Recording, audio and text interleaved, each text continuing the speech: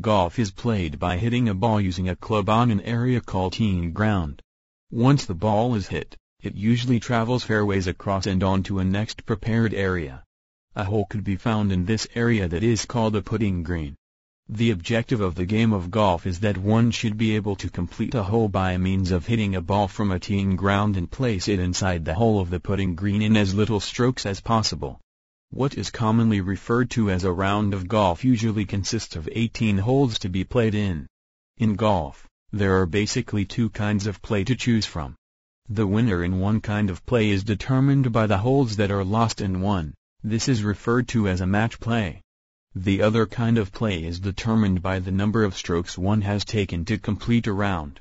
This is called a stroke play.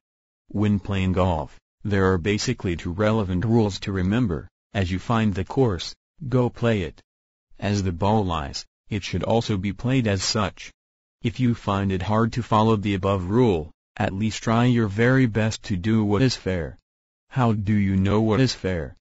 Below are the summarized rules to give you a good idea of how to play a good and just game of golf. The intro, basic golf courtesy: avoid moving, talking or standing too close to a golfer who is about to make a stroke. Play with a minimum amount of delay. As soon as the players in the group that you are in have left, it is just as best that you do the same. Try your best not to play until the group is already out of the way. As much as possible, try to replace the divots. Also, do not forget to smooth any footprints found in the bunkers. It is highly inadvisable to drop your clubs on the putting green, so don't. The rules of playing before playing that all-important round of golf. The first thing you should do is to read the local rules stated on the scorecard you're holding. After which, do not forget to place an identifying mark on the ball you are going to use. Some golfers use the same type and brand of golf ball. If in case your ball is placed among these bunch, you will have difficulty knowing which is which. Label which ball is yours is more practical to do.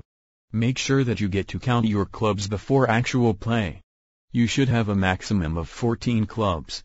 When starting actual play, it is best that you tee off in front of the tee markers. When you tee off a little bit off or outside this specified area and you are playing a match play, your opponent may have to ask you to repeat the stroke you just did. The good thing when one does this in a match play, you get to incur no penalty. However, if in a stroke play, you then are given a penalty of 2 stroke. You are therefore required to play in the appropriate area. If while you are playing and your ball happens to lie in a bunker or a water hazard, you should not in any way touch the ground of the bunker or the water before you do your downswing.